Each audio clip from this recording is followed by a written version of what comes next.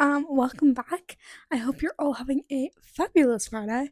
I really hope it's Friday when I upload this, otherwise it's really awkward. Or whatever day you're watching. My name is Grace. Welcome back to a chapter of Grace.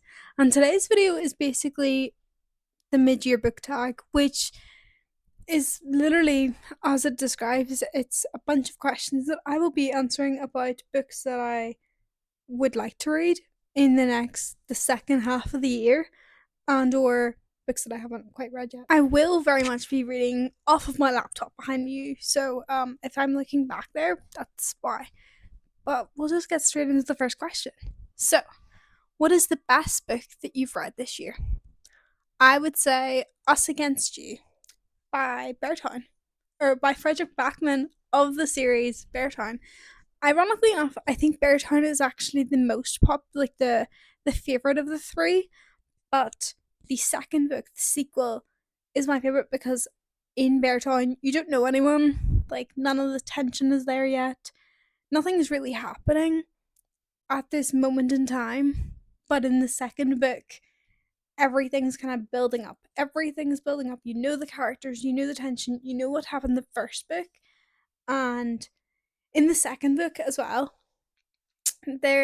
Frederick Bachman does this thing where he like puts little, not spoilers, but like little previews of what is most likely going to happen in the book as kind of like a foreshadowing kind of vibe. And he does this at this like the second book as well as the third and first. But in the second book, it is quite like, oh, and yeah, I just got very attached to all of the characters, and when that foreshadowing thing happened, I was slightly distraught. So I think that's probably why this is my favorite book. Um, Moving on, what is the best sequel that you've read this year? Now, although I've already mentioned Us Against You, I will not be mentioning that again. So I'm gonna say Ruthless Fae. It's the second book in the Zodiac Academy, and the first one, again, all set up. You get into this world, like, it's kind of crazy what happens in this world. You know, you meet these two girls, they've literally been whisked out of their home into this Fae world and enrolled in this academy, and you just kind of explore their story a little bit more in depth, and you get more friendly with the other characters. And I just thought it was a very good, like, second book to this entire thing. So yeah, what is a new release you haven't read but want to? Lady Tremaine immediately comes to mind, and I'm so annoyed with myself because honestly, I should have read this by now. It came out, I think, in April, maybe March, April. It came out pretty early into 2026. It is now July for context. I haven't read it yet. It has been on my TBR for a hot minute. Have I read it? No. Have I had the urge to pick it up? Yes. Have I started reading it? Yeah. Did I put it back down again? Yeah. So I am kind of dying to read it, but I think I need to be in a particular mood to enjoy it. But it's a Cinderella kind of retelling, but like from Lady Tremaine. So like Cinderella's like evil stepmother, which is very exciting. And I don't know if it's actually been done before, but I do love a villain POV. I think it's great. What is the most anticipated release for the second half of the year? Oh, oh, I think for me, it has to be Vine of Hearts. Oh, no, maybe Akatar 6. It might be both of those. So Vine of Hearts is the second book in the Evermore trilogy. Oh, the fourth book of the, not the fourth book, the novella in the Empyrean series. Those three books, probably. Akatar 6 obviously comes out in October. The book 4 of the Empyrean series, I think, is a novella. It's like not book 4, but it is a like, here's something while you wait kind of book. And then Vine of Hearts is like kind of, you leave off Rose and Chains, which is the first book in the series, in like a cliffhanger kind of point. Well, it's not a cliffhanger necessarily, but like, something's wrong, and book 2 is going to build on that. So we're finally building on it. So yeah, I'm very excited for those three books. Biggest disappointment, The God of the Woods. Now, in saying this, did I rate this 3 stars? Yes. Did I think it was a fun book? Yes. Would I ever recommend it to anyone? No. This ending frustrated me so much. So, like, unbearably so, because this girl basically goes missing at this summer camp, and then you spend the entire book exploring different characters, different POVs, different kind of like what happens, who done it, and then the ending happens, and mm, yeah, it severely annoyed me. I don't recommend this to anyone really, although it was a fun read.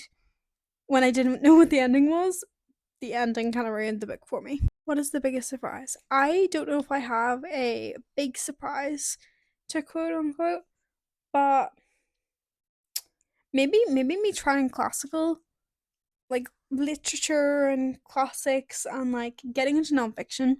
I'd say is kind of the biggest surprises for me because the start of January I made it my New Year's resolution to like start nonfiction, start reading a nonfiction book a month, and I've kept up with it. In saying that, have I started July's book yet? No, no. But I have read 6 nonfiction books this year so far. So I'm quite proud of myself for that. And then, yeah, classics. I've kind of got into classics.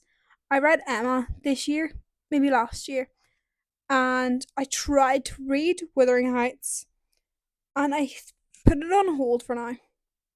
Not because it's not a good book, it's hard to read. Everyone has the same, like, 2 names, and yeah, I think I need a little bit more time. What is your favorite new author? So this question's like new author or debut author, and I have two for different reasons. So favorite like new debut author is Sherry Frankie of Our House of My Mother. What a wow. It's such a fun, not fun, it's kind of like a humbling read where you realize the influences of like growing up on the internet as children and how that affects her family so badly. But yeah, that's like my favorite like debut author, I guess. And then for my favorite new author or like author I've discovered this year, Richard Osman has to be up there. He's the Thursday Writing Club. I love his books. I love his books. They're so fun. They're so entertaining. They connect so well together because they're all like murders that happen and get resolved within the book. And the characters are just, yeah, they're great. They're great. I love them. Yeah, so excited to continue the series. Who is your favorite new character?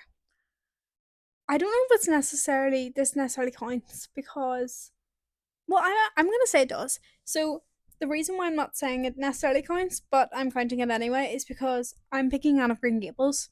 No, I've never read Anne of Green Gables. I've just started to, with the Before Green Gables book, but I like watched this TV show, with an E, and I loved the TV show, and they match up so well. I think like the book matches up so well to like TV show on, and the actress did like a really good job of portraying her that it just makes perfect sense. Like she's such a fun character. She's just so like she's just so herself in every single aspect of her life.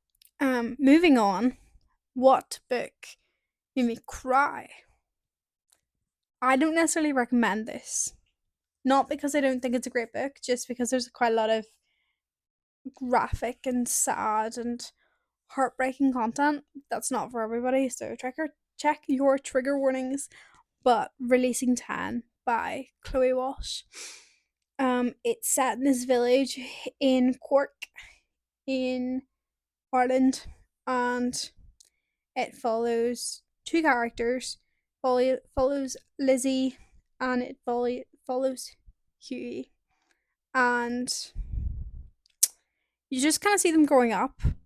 But I think that's the most like heartbreaking part of it because you see how different childhoods are and what goes on behind the scenes and who what they're dealing with and not telling anybody, and it's just they go through a lot of emotional trauma, a lot of physical trauma. They go through a lot. So check your trigger warnings, but I did sob quite hysterically at that book because of just what they go through is described in such detail. What book made me the happiest or like made me happy? The Hobbit.